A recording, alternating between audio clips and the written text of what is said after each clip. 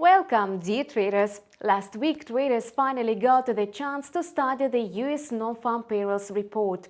A stronger than expected reading eased fears of an imminent economic downfall. Besides, labor market data has remained relatively stable for 3 months in a row, which is very positive for the economy.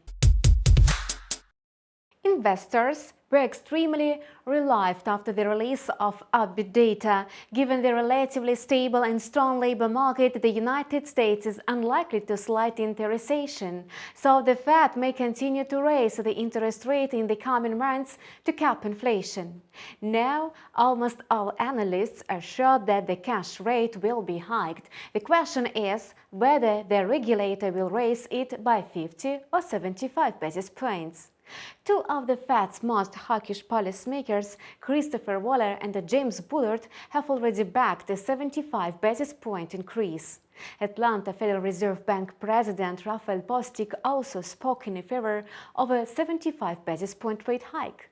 Whereas recession fears have eased, inflation ones are still relevant. This week, traders are anticipating inflation data which is due on a Wednesday.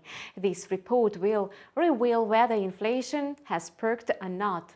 The Fed will definitely take notice of this report when making future key rate decisions. However, judging by the movements of the assets on a Friday and on today's Asian session, investors are bracing for a gloomy report. Central banks are aggressively tightening monetary policy to rein in inflation. For markets, it's a signal that there could be a global economic downturn. This was the reason why traders flocked back to safe haven assets, especially the US dollar, after the release of the non-farm payrolls data for June. The US dollar index jumped above 107 points, reaching a 24-year high. FX strategists are sure the index will continue to climb as long as there is a risk of sentiment. Judging by the current situation, risk appetite will hardly return in the near future. The main economic risks, namely galloping global inflation, Europe's energy crisis and the conflict in Ukraine, are likely to persist. Even the small signs of an improvement in the coronavirus situation in China were overshadowed by reports of new cases. Therefore, in the Asian session, the US dollar index was firmly trading at 107.49. It's likely to move in the range of 106.92 and 107.63. The end of the last week was very turbulent in Japan. On a Friday, former Prime Minister Shinzo Abe was killed during a campaign event. He is well known for his reforms, nicknamed Abenomics. Shinzo Abe was a highly influential person in the ruling party. The Liberal Democratic Party of Japan won the election, which took place 2 days after Shinzo's death. Apparently, the ruling party has gained widespread support because of its pledge to maintain the ultra-soft monetary policy. The Bank of Japan governor once again confirmed the dovish stance on the key rate today. At the same time, Haruhiko Kuroda noted that Japan's economy is showing some signs of a weakness but perked up as a trend.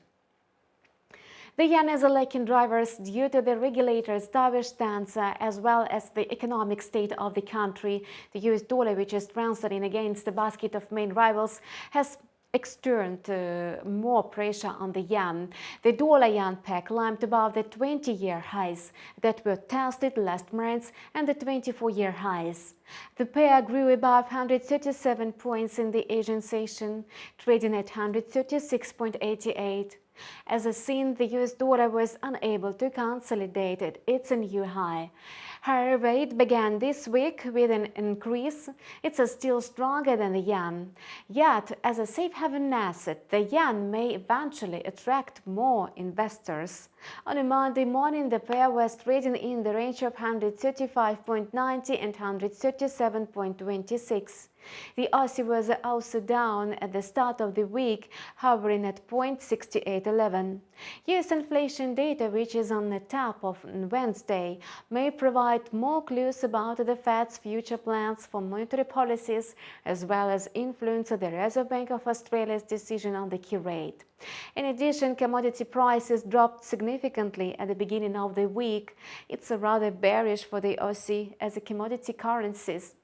Demand in China, Australia's main trading partner, is still restraining due to the coronavirus woes. So the AUD-USD pair declined on Monday, consolidating in the price corridor of 0.6800 and 0.6865. The New Zealand dollar showed a similar dynamic. The only difference is that the Reserve Bank of New Zealand is expected to raise the interest rate by 50 basis points again this week. This monetary cycle has become the most aggressive in 2 decades, and the regulator also halted its pandemic-induced stimulus measures. As inflation has soared to a 3-decade high of 6.9%, the central bank has raised the cash rate by 175 basis points.